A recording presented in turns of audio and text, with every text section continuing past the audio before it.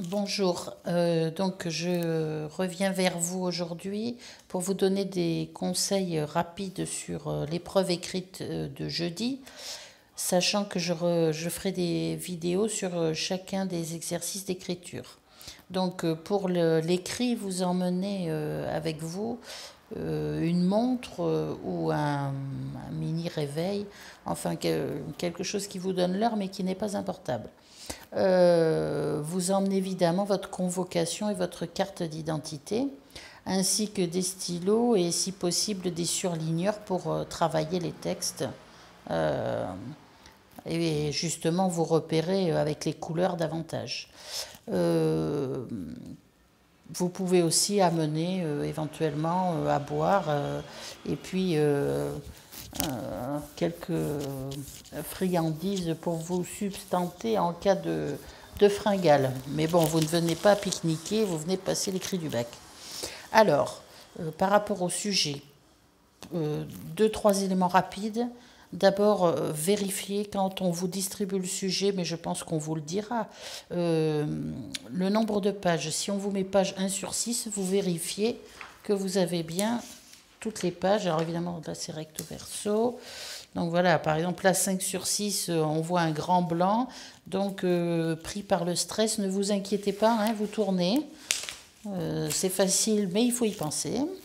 Le jour du bac, et donc page 6 sur 6, vous avez le, les questions.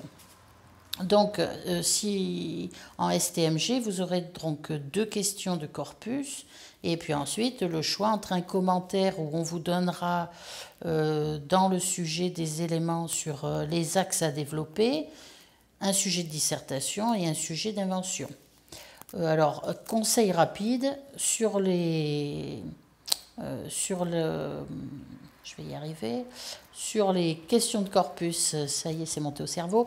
Alors, vous en aurez donc deux, vous avez des points à gagner, donc vous pouvez y passer jusqu'à 1 heure et demie, par exemple. Euh, 1 heure, oui, 1 heure et demie, grand maximum. Et puis vous vous conservez 2 heures et demie, 3 heures, ça dépend comment vous allez fonctionner, euh, pour le sujet d'écriture. Euh, Évidemment, on va vous fournir les brouillons, les copies, donc là-dessus, pas d'inquiétude. Par rapport au choix, je reviens juste sur les sujets d'écriture. Bon, les questions de corpus, j'y reviendrai dans une autre vidéo. Sur le choix que vous allez avoir à faire, ne vous fermez aucune porte, hein. Je sais que parmi vous, il y a une majorité qui a choisi déjà de prendre ah ben moi je vais prendre le sujet d'invention, ah mais moi je ne sais pas faire les dissertations, donc de toute façon je prends le commentaire. Alors surtout faites bien attention et prenez le temps en début d'épreuve, quand vous aurez fini vos questions de corpus, prenez 5 bonnes minutes pour bien lire tous les sujets. Parce que vous allez peut-être vous jeter entre guillemets sur le sujet d'invention, par exemple, et puis on va vous demander de défendre une conception de la poésie. Alors défendre une conception de la poésie, il faut déjà avoir non seulement des connaissances, mais aussi des références. Donc être capable de comparer certaines écritures poétiques ou faire référence à des mouvements, etc., pour rendre un devoir assez riche. Alors quand on n'a pas forcément ces compétences ou ces connaissances-là, on ne se lance pas directement. Si vous sentez que le sujet d'invention que vous voudriez ne vous convient pas, euh, tournez-vous vers le commentaire où on va vous donner des éléments sur les axes à travailler. Et à ce moment-là, prenez 1 ou 2 minutes pour relire le texte que vous connaîtrez déjà puisque vous l'aurez travaillé dans les questions de corpus. Et voyez si vous pouvez peut-être déjà, par rapport aux axes qu'on vous donne, relever quelques procédés d'écriture.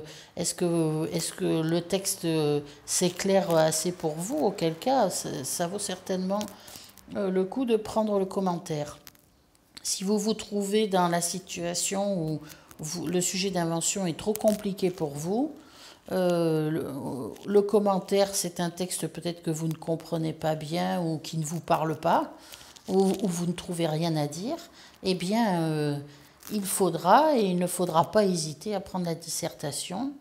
Nous l'avons travaillé ensemble. Vous savez que si vous avez révisé la méthodologie, après, bon, évidemment, il faut comprendre là aussi ce que l'on vous demande dans la question et trouver des arguments et des exemples. Mais avec une méthodologie de base et deux, trois éléments un peu développés dans chaque partie, vous pouvez avoir une note tout à fait convenable. Donc on ne rejette pas d'entrée la dissertation, ce serait une erreur. Il faut véritablement que votre choix ne soit pas arrêté avant l'épreuve, parce que vous risquez justement de vous embarquer par exemple dans le commentaire et puis d'arriver au bout de 2 heures et demie en vous disant mais en fin de compte oh, je n'y arrive pas, je ne sais plus, je ne sais pas quoi écrire au brouillon, je ne retrouve aucun procédé, voilà, je n'ai pas de corps pour mon commentaire. Alors si jamais vous vous retrouvez dans une situation d'urgence où il vous reste 1 heure et demie, et vous voyez que véritablement vous êtes complètement perdu et il n'y a aucun sujet qui ne vous convient véritablement, il ne faut surtout pas perdre pied, ne surtout pas paniquer et se dire bon tant pis, c'est fichu, je rends feuille blanche, parce que là c'est l'erreur totale à ne pas commettre. Mais vous prenez le sujet d'invention, je pense que quand même vous le comprendrez, même si vous n'avez pas peut-être toutes les références, et puis à ce moment-là, sur l'heure et demie qu'il vous reste, eh bien vous rédiger un devoir complet. Le dernier conseil, et c'est certainement le plus important, c'est véritablement de rendre un devoir complet, c'est-à-dire un devoir qui comporte, en ce qui concerne la dissertation et le commentaire, une introduction, au moins 2 parties développées et une conclusion. Si vous rendez une intro avec une partie, une première partie, et puis vous vous arrêtez là, vous serez certainement beaucoup moins bien noté que si vous rendez le sujet d'invention fait certainement dans la précipitation en 1 heure et demie, mais que vous rendez un devoir complet. Parce que ça voudra dire qu'au moins vous avez su gérer votre temps, à défaut d'avoir peut-être géré des connaissances ou des compétences, mais enfin au moins vous aurez géré votre temps et ce sera reconnu dans votre note. Voilà, donc je vous retrouverai rapidement pour vous parler de la question de corpus. Et donc je vous souhaite encore bonne chance et de bonnes révisions.